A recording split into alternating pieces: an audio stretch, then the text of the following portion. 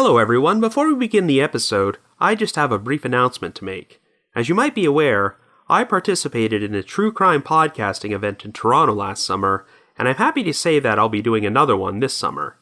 The event is called True Crime Podcasts Live in Toronto, and will feature a panel discussion with myself, Christy from Canadian True Crime, Jordan from the Nighttime Podcast, Nina from Already Gone, and Aaron from Generation Y.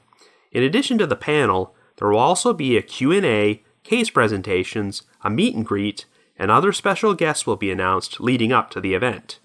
It will take place on August the 18th from 2 until 5 p.m., and this time, we will be holding it at the historic Royal Cinema on College Street.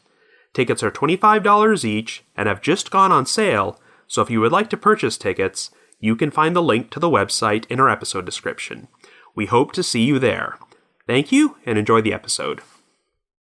November 21st, 1979. Craig, Colorado. After spending the evening at a dance, 15-year-old Marie Blee heads to a party, but never returns home. 2 days later, Marie's parents receive an anonymous phone call demanding a $5,000 ransom for a return. The caller turns out to be 18-year-old Monty Doolin, who originally drove Marie to the party, but he denies any involvement in her disappearance. Over the next few decades, investigators received contradictory eyewitness accounts about what might have happened to Marie, and eventually named 3 persons of interest, but she continues to remain a missing person.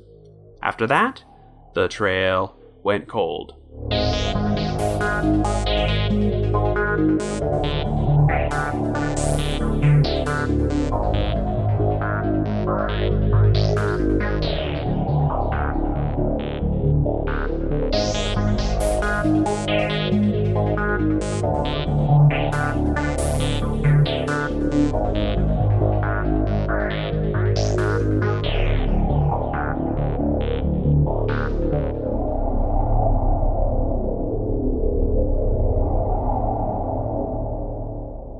Hello everyone, and welcome to the latest episode of The Trail Went Cold. I'm your host Robin Warder, and on this episode, we're going to be exploring a missing persons case which took place nearly 40 years ago, the 1979 disappearance of 15-year-old Marie Blee. This case was suggested to me by a listener named Kevin, who hails from the small town where the story takes place. I actually remember featuring this case in an article I wrote for Listverse several years ago, and thought it might be a good time to revisit it, because this is a very complex but frustrating mystery. The victim in this story, Marie Blee, went missing after attending a party, but unfortunately, a proper investigation was not performed for nearly 20 years. Many of the witnesses who attended that party were interviewed, but the problem is that their accounts of what happened often contradicted each other, so it's tough to work out a concrete timeline and pinpoint the exact moment when Marie was last seen alive. Investigators have publicly named 3 persons of interest, one of whom drove Marie to the party on the night she went missing, and soon made an inexplicable attempt to extort money from her family. This is one of those cold cases where it's suspected that a number of people know exactly what happened, but are reluctant to come forward. It seems apparent that something did happen to Marie at that party, but all the pieces of the puzzle have yet to be put together. Anyway, before we get started, just a quick reminder that The Trail Went Cold is a weekly podcast, which is currently available for download on several platforms, including iTunes, Stitcher, Google Play Music, and Spotify. So if you like this podcast, be sure to subscribe to it, and please leave us a rating or a review on any of those sites to help spread the word. The Trail Went Cold is on Patreon, so if you would like to learn how to support the show, please visit our page at patreon.com/thetrailwentcold. For as little as $1 a month, you can garner access to exclusive rewards, which may include stickers and thank you cards, early access to episodes, and bonus content. So with all that out of the way, let us now delve into the unsolved disappearance of Marie Blee.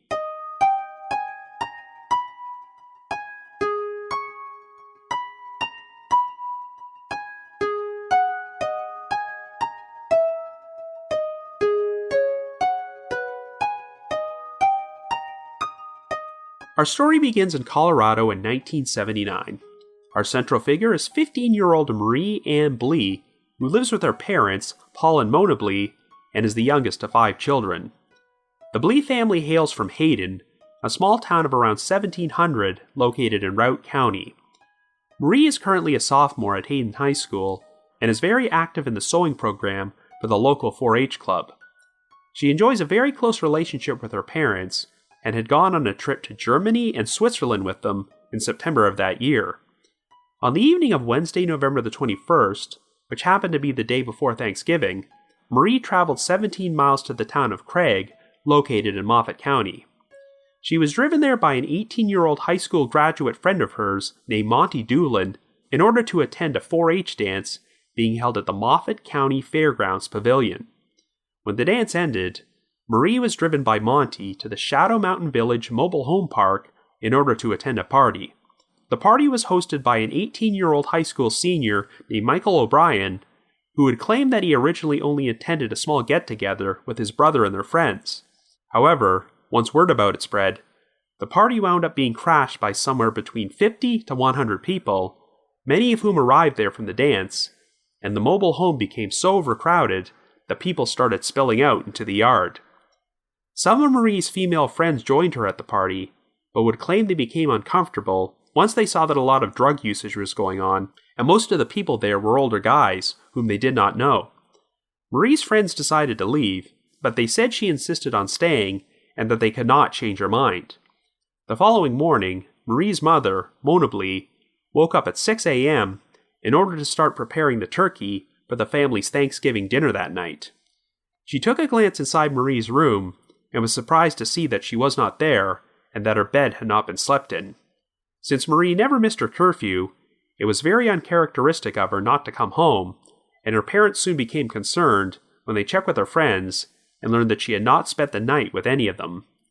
Mona and her husband, Paul, attempted to report Marie missing with the Hayden Police Department, but they believed that Marie had simply ran away and would turn up soon. But Marie's parents did not buy this, as she was doing well in school and not experiencing any personal problems at that time, so they planned to organize their own search effort for her. On November 24th, the case took an unsettling turn when the Blees received a phone call from an anonymous male who demanded that they pay a $5,000 ransom for Marie's safe return. Since November the 24th was a Saturday and the bank was closed, the Blees were forced to scrap together the $5,000 by borrowing it from friends. This development finally caused the police to take Marie's disappearance more seriously and set up a tap on the Blees' phone, but the anonymous caller never phoned back to provide instructions about how to deliver the ransom money. However, within a few days, police would discover that the caller was none other than Monty Doolin, who had driven Marie to the dance and the party on the night she went missing.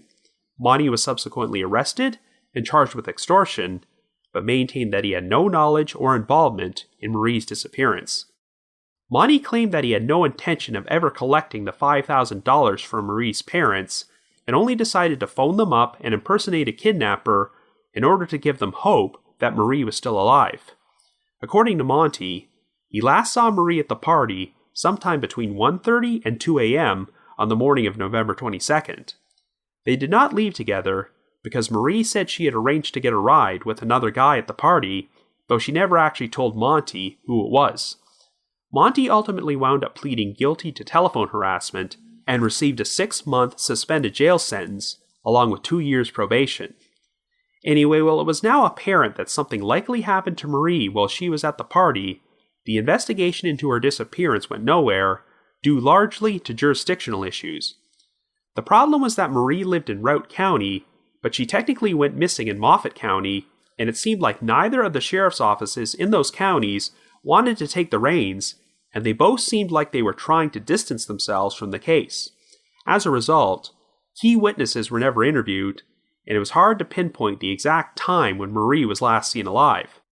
Many rumors circulated throughout the community about what happened to Marie, including that she died of an accidental drug overdose or was killed to cover up a sexual assault, and her body was buried in a rural area somewhere. There were even rumors that Marie's body had been dismembered and dumped in an abandoned mine shaft, or that she was encased in the concrete foundation of Craig City Market, which was under construction at that time. 4 months after Marie's disappearance, a sergeant with the Moffat County Sheriff's Office received an anonymous phone call from a man who said, quote, My 2 kids know who disposed of Marie Blee, but were afraid to tell. 11 people know, but they're afraid." End quote. Even though the caller was sobbing when he said this, he was never identified, and his story could not be substantiated. Marie's parents did their best to keep their daughter's case in the spotlight, but they would eventually find it too painful to remain in Hayden. They moved to Grand Junction in 1984, but made sure to keep the same phone number in case Marie ever tried to call them. It would not be until 1999, nearly 20 years after Marie went missing, that a thorough investigation would be performed. This came about after Marie's case was featured in an extensive article in Frontier magazine, which was highly critical of how the various law enforcement agencies let their jurisdictional disputes hamper the original investigation. In response, the Routt County Sheriff's Office decided to reopen the case and organized a multi-jurisdictional cold case task force which consisted of the Moffat County Sheriff's Office, the Hayden and Craig Police Departments, and the FBI. They acknowledged that the original investigation had been mishandled, but now they wanted to make it right. Over the course of the next few years, the task force would organize a number of searches and excavations in areas where Marie's body was believed to be buried. In order to make a positive identification in case they found any human remains, DNA was collected from an old orthodontic retainer Marie had owned and was still in the family's possession after 2 decades. Most importantly, investigators finally tracked down and interviewed witnesses who attended the party at Shadow Mountain Village on the night Marie went missing, many of whom had never spoken to the police before. The big problem, however, was that since 20 years had passed, and these witnesses' memories were no longer fresh, their statements often contradicted each other. For instance, one witness would claim they saw Marie doing drugs inside the mobile home's bathroom, but another witness said that Marie never went inside the mobile home at all that night because it was so crowded. Different witnesses would also place Marie at different locations throughout the night, including the Fairgrounds Pavilion and a completely different party being held in Hayden. Marie was also seen at a Circle K convenience store with a man who may or may not have been Monty Doolin, but it was unclear if this took place before, during, or after the party. Investigators were hoping that a grand jury would be called in order to help condense the many witness statements into one coherent version of events with a clear timeline, but this never came to fruition. Of course, rumors continued to circulate that Marie had been the victim of an accidental drug overdose and that her body was disposed of because some people feared that an investigation might lead to their drug suppliers. Police did announce that as long as a murder did not take place, no one would be prosecuted for any crimes related to the covering up of Marie's death, since the statute of limitations had expired by that point. But in spite of this, no one ever provided any conclusive information about what happened, and the multiple searches for Marie's remains failed to turn up any evidence.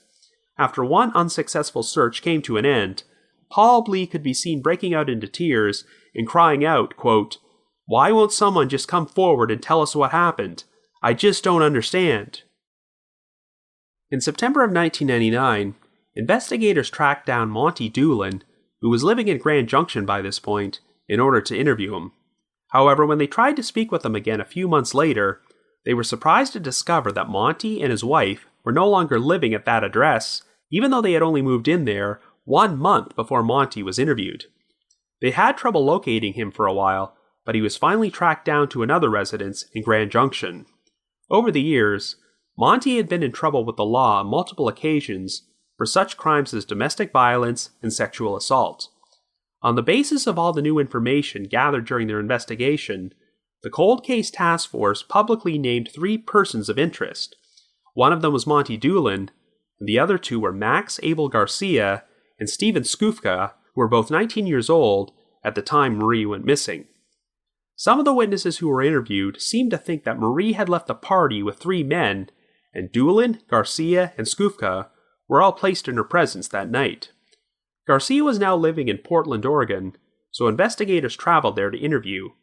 He maintained his innocence, but the task force suspected that even if Garcia wasn't directly involved, he possibly had knowledge about what happened to Marie. Steven Skufka, who had a history of criminal activity, was still living in Craig at this point, and popped up on the investigators' radar when witnesses shared stories about how Skufka had allegedly made incriminating comments over the years about being involved in Marie's disappearance. However, Skufka would claim that he never even attended the party or met Marie. His story was that he attended the 4-H dance that night with his sister, but they both returned home early because they found it boring and went to bed. Skufka's alibi was backed up by his parents, and Michael O'Brien, the host of the party, would also claim that Skufka was not there. But in September of 2000, only a few months after he was named as a person of interest, Skufka wound up in serious legal trouble after he was arrested for allegedly trying to run over a man with his car. Traces of methamphetamines, marijuana, and drug paraphernalia were subsequently found in Skufka's possession, and at the time, he was already on probation for a witness tampering charge. He wound up being charged with 47 different crimes and faced a 12-year prison sentence. Skufka was interviewed by the Cold Case Task Force and offered a plea deal for a reduced sentence if he was willing to provide new information about Marie's disappearance. Skufka did not divulge anything and received 12 years, though he was paroled in 2009. Following his release, Skufka went to live with his mother in Lakewood, but became the victim of a fatal accident when he fell down his basement stairs in May of 2012. Skufka's mother stated that he was getting his life back together and was engaged to be married. She continued to insist that he had been falsely accused of his involvement in Marie's disappearance and had been home with her on the night she went missing. Well, a few years later, Monty Doolin would face some serious legal trouble of his own. In June of 2015, Doolin was arrested after a grand jury for Colorado's 14th Judicial District indicted him on one count of first-degree kidnapping. At the time, Doolin was living in Soldotna, Alaska, but he was brought back to Routt County to face the charge. But this charge was not actually related to the Marie Blee case. It turned out that in the year prior to Marie's disappearance, Doolin had allegedly kidnapped and sexually assaulted another teenage girl who lived in Routt County. The story went that Doolin had picked up this girl at the Elkhead Reservoir after offering her a ride to her home in Hayden, but soon pulled over at an isolated location, where he proceeded to sexually assault and choke the victim before letting her go. Shortly after Doolin's arrest, his brother found himself in legal trouble when he was charged with allegedly intimidating a witness who had testified against Monty at the grand jury proceedings, threatening to, quote-unquote, put a bullet in her head. However, in November of that year, District Court Judge Shelley Hill dismissed the kidnapping case against Doolin. But keep in mind that Doolin was never actually charged with sexual assault because the statute of limitations for that particular offense had expired. Doolin had been charged with first-degree kidnapping, but Judge Hill did not feel the crime met that particular criteria. She cited the definition of first-degree kidnapping in the Colorado Criminal Code and ruled that Doolin did not have the intent to, quote, force the victim or any other concession to give up anything of value in order to secure the release of a person. This did not necessarily mean that the alleged sexual assault never happened, but there was insufficient evidence to show that Doolin had committed kidnapping, the actual offense he was charged with. As a result, Doolin was released, but he continued to maintain his innocence in Marie's disappearance. Paul and Mona Blee continued to remain advocates for their missing daughter, and every year around Thanksgiving, they would publish a notice in Routt County's newspaper, The Steamboat Pilot and Today, asking someone to come forward with information. The Blees have reached the point where they are no longer interested in prosecuting whoever was responsible for Marie's disappearance. They just want to find their daughter's remains and give her a proper burial. But after nearly 30 years, the exact circumstances of what actually happened to Marie Blee continue to remain unknown. So I guess you could say, the trail went cold.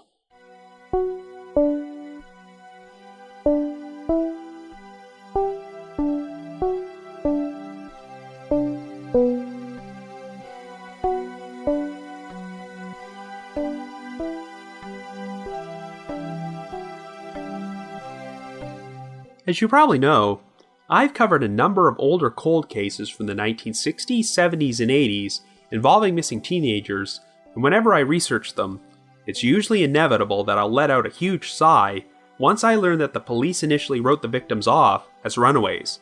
I've mentioned this on the podcast several times before, but sadly, There was once a time when, unless direct evidence existed that foul play had taken place, law enforcement's default attitude whenever a teenager or young person went missing was that they ran away. Thankfully, this attitude is not as prevalent today, but it's always heartbreaking to look up a missing persons case from 3 or 4 decades ago and realize that it could have been solved relatively quickly if law enforcement had been on the ball. But the Marie Blee case is a particularly egregious example. We have a 15-year-old girl who, by all accounts, is a model teenager who was very close to her family, but when she doesn't come home one night, the local police just tell her parents that she probably just ran off and will likely return home shortly. But of course that idea is completely shot down 2 days later when the Blee family receives a ransom call for Marie. Even though the ransom demand turned out to be a hoax, the fact that it was perpetrated by one of the last people to see Marie alive should have been a major red flag for investigators.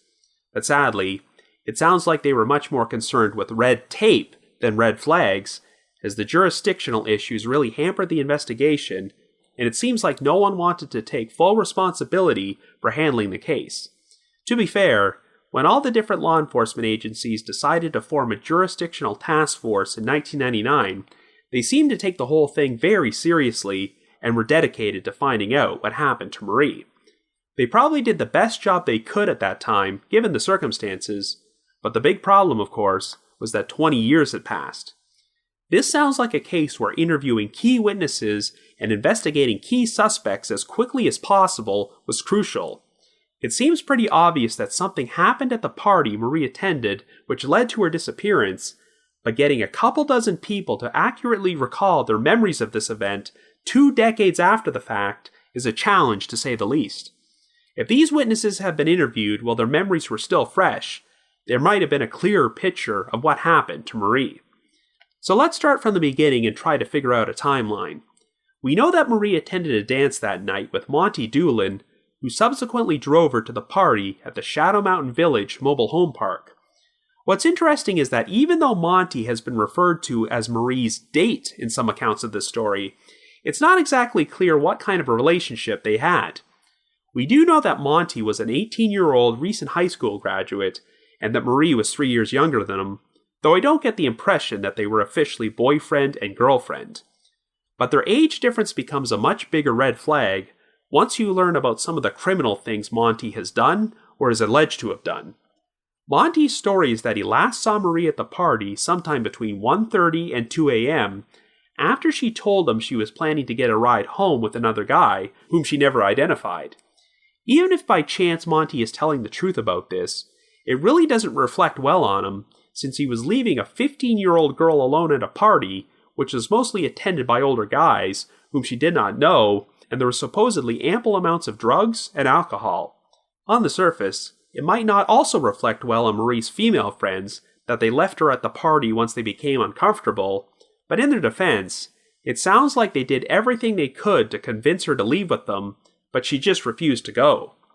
Even though it sounds like Marie was a good kid who never caused her parents any trouble, sometimes even good kids will decide they want to rebel every once in a while, so Marie may have decided that she wanted to kick back and have fun at what was likely her first grown-up party. The story goes that the host of the party, Michael O'Brien, was only planning to hold a small get-together, but everything spiraled out of control once word spread and dozens of other people decided to crash the event. O'Brien always insisted that he only provided beer to the guests and that he never saw any drugs, but other witnesses claim that there was drug usage. But when you consider that anywhere between 50 and 100 people attended this party, many of whom were likely high or intoxicated, it's easy to see why investigators have had a difficult time constructing a concrete narrative of all the events. There really is no last official confirmed sighting of Marie that night. We've got sightings of her at a convenience store, but it's not clear if these sightings are accurate, or at what point during the night they took place, and there's at least one sighting of Marie at an entirely different party. I know one of the most prominent theories is that Marie succumbed to a drug overdose, but we can't even be certain if Marie took drugs that night. While she was allegedly seen doing drugs inside the bathroom of the mobile home, others insist she remained outside the entire time she was there. But overall, it seems like one eyewitness account which investigators seem to put a lot of stock into is that Marie left the party with 3 men. This is supported by the fact that 3 specific men have been publicly named as persons of interest. Anyway, as you all know, those 3 individuals are Monty Doolin, Steven Skufca, and Max Abel Garcia. We know quite a bit about Doolin and Skufca, but not much is known about Garcia, aside from the fact that he eventually moved to Portland. It seems like investigators don't necessarily believe Garcia had direct involvement in what happened to Marie, but at the very least, they suspect he knows something, but hasn't talked. What we do know is that both Doolin and Skufca have had their fair share of run-ins with the law, and Skufca's criminal history is pretty extensive. What's particularly interesting is that Skufca was facing a 12-year prison sentence for various offenses, but could have potentially shaved time off that sentence if he had been willing to cooperate with investigators and reveal everything he knew about Marie's disappearance. But Skufca didn't provide them with any information, so he took the full sentence.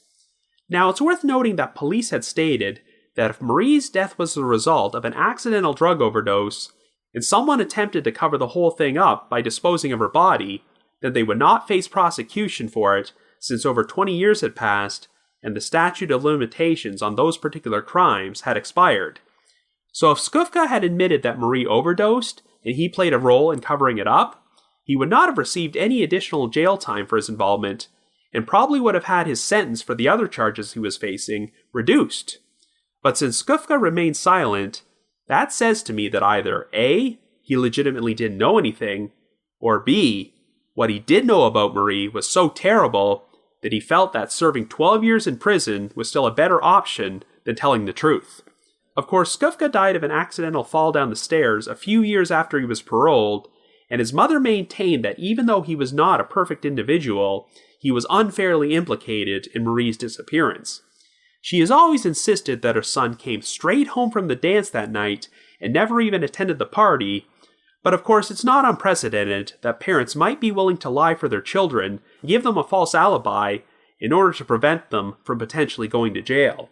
In Skufca's defense, Michael O'Brien also claimed that Skufca was never at his party, but could he really be 100% certain? Again, between 50 and 100 people were in attendance, most of whom were uninvited, so could O'Brien accurately account for who was or wasn't there? I know that Skufca allegedly made comments to incriminate himself and Marie's disappearance over the years, and that other witnesses did recall seeing them together at the party, so I'm not sure if Skufca would have been named as a person of interest by law enforcement unless they were absolutely certain he was there. But it's still not clear just how much culpability Skufca and Max Abel Garcia might have had in regards to what actually happened to her. Now, Monty Doolin, on the other hand, where do I start with this guy? Regardless of whether he's innocent or guilty of what happened to Marie, he pretty much flushed all sympathy away when he phoned up Paul and Mona Blee 2 days after their daughter went missing and gave them a $5,000 ransom demand. Now, sadly, this is not the only case I know of in which some cruel hoaxer contacted the family of a missing person and provided them with a phony ransom demand, but these were usually done by strangers who just wanted to make a quick buck or were craving attention. But Monty Doolin, not only did he go out on a date with the victim on the night she went missing, he also took her to the party where she disappeared from and was one of the last known people to have seen her alive. So it's pretty unsettling that he would be toying with Marie's family like that. When Monty was caught, his reasoning was that he fabricated the whole thing in order to give Marie's parents hope that she was still alive, but that defies all logic, and I'm sure it was incredibly stressful for Paul and Mona to believe their daughter had been kidnapped, forcing them to put together $5,000 in a short amount of time. I do concede that Monty likely wasn't trying to extort the Blees out of money, and had no intention of collecting the $5,000, but I do suspect that he was making a deliberate attempt at misdirection and wanted to lead everyone down the wrong trail.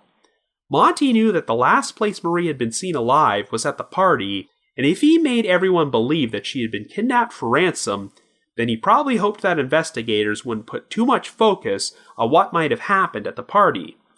When you consider that the local police had initially written off Marie as a runaway, and had not even launched a proper missing persons investigation before Monty made his phony ransom call, then it seems like this was a desperate tactic on his part, and I don't believe he would have attempted something like that unless he had something he wanted to hide. But the big question is, was Monty trying to hide the fact that Marie died of an accidental overdose, or was it something a lot worse? Well, I definitely looked at this case a lot more differently once I learned that Monty was charged with first-degree kidnapping in 2015 and allegedly lured another teenage girl into his vehicle and sexually assaulted her in the year prior to Marie's disappearance. Yes, the case against Monty was eventually dropped, but it sounds like this was due to a technicality, not because he was proven innocent. For all we know, the alleged sexual assault could have played out exactly as described, but because the statute of limitations had expired, Monty could not actually be charged with sexual assault, and the best investigators could hope for was a charge of first-degree kidnapping. But technically, the victim did originally climb into Monty's vehicle of her own free will, and after he pulled over and assaulted her, he did let the victim go, so it was hard to prove if this crime did meet the legal definition of kidnapping. I think one of the main reasons the 14th Judicial District attempted to indict Doolin on this charge after all these years is because they were hoping it might help pave the way for uncovering his potential involvement in Marie Blee's disappearance, but since the case against him was dismissed, this never came to fruition. But if the allegations against Doolin in this case are actually true, then I could see a similar situation unfolding with Marie. Perhaps Monty tried to sexually assault her as well, but she fought back against him, and things escalated to the point where Marie wound up being killed. I have read that Monty served time in jail for a completely different sexual assault, but I've been unable to find any specific details about that case. But this pattern of behavior leads a disturbing amount of credence to the idea that Monty killed Marie because she resisted his attempts to assault her. When you consider that Monty was 18 and Marie was only 15, and they were attending a wild party with drugs, alcohol, and a lot of males who were older than her, then you could see how this might be a recipe for disaster. Now personally, I have my doubts that Marie's actual death took place at the party, as there were between 50 to 100 people in attendance, and I don't think that many people would have been able to remain silent for nearly 40 years. I'm sure there were quite a few people at that party who know or at least heard about what happened to Marie. Remember, a few months after she went missing, the police received an anonymous phone call from a man who claimed that at least 11 people, including his own 2 children, knew the truth, but were too afraid to come forward. But I have a feeling that only a small handful of people personally witnessed what happened. While there are so many contradictory and jumbled statements from eyewitnesses who were at the party that night, investigators do seem to believe that one of the most likely scenarios is that Marie left at some point alongside their 3 primary persons of interest, Monty Doolin, Steven Skufca, and Max Abel Garcia. Again, if Marie's death was the result of an accidental drug overdose, and the only thing those 3 men did wrong was dispose of her body, then they're in no danger of being prosecuted after all these years because of the statute of limitations.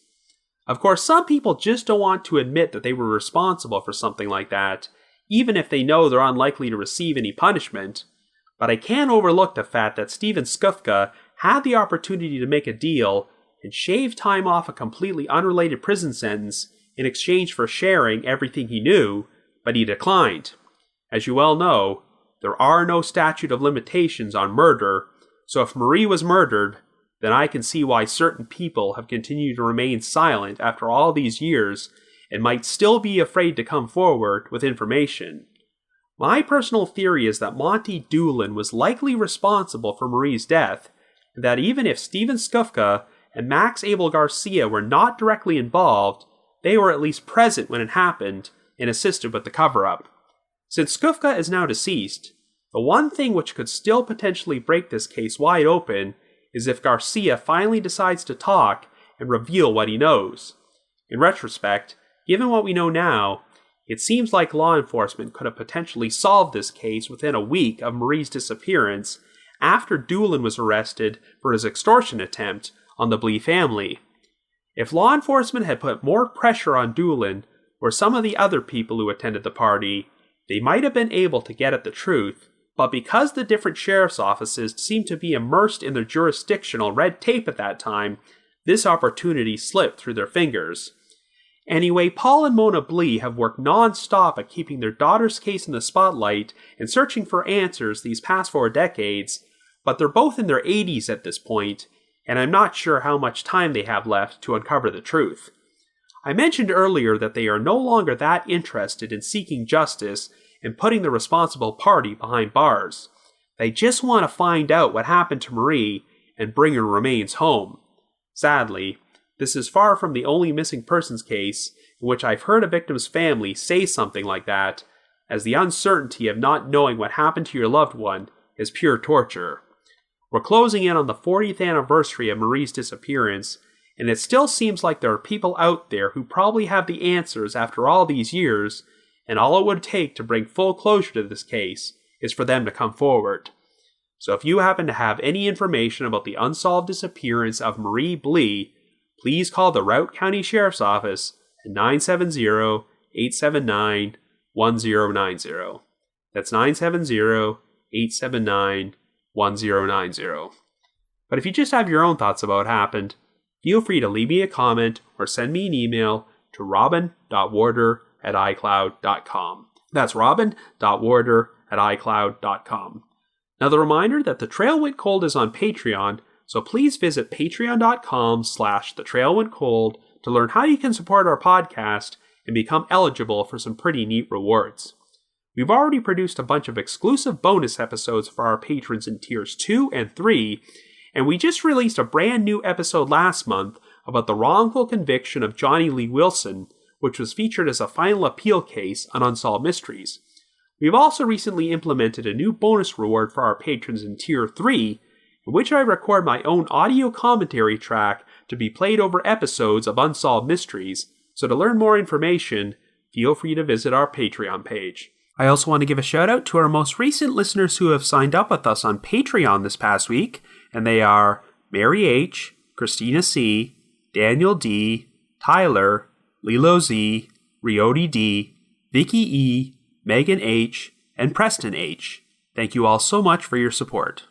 Also, for the 3rd consecutive year, I will be representing The Trail Went Cold by appearing on Podcast Row at CrimeCon, being held at the Hilton Riverside Hotel in New Orleans from June 7th until the 9th. We are only 1 month away from the event, so if you would like to purchase tickets but haven't already done so, we have our own personalized promo code you can use in order to get 10% off a standard badge. So to receive your 10% discount, please visit crimecon.com and enter the promo code COLD19. That's COLD19. And if that's not enough, I will also be appearing at another event, the True Crime Podcast Festival, being held at the Marriott Downtown Hotel in Chicago on July the 13th. So to learn more information about this event and to purchase tickets, feel free to visit their website at tcpf2019.com. That's tcpf2019.com.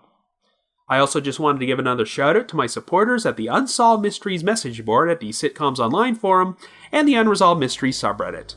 Need to provide a big thanks to McGill Foote, who edits and assembles this podcast together for me, and Vince Nitro, who composes the eerie music you hear on every episode. If you haven't already, you can like us on Facebook, follow us on Twitter, or leave us a rating or review on iTunes, Stitcher, Google Play Music, or Spotify. So have yourself a good week, and join me next Wednesday for another new episode of The Trail Went Cold.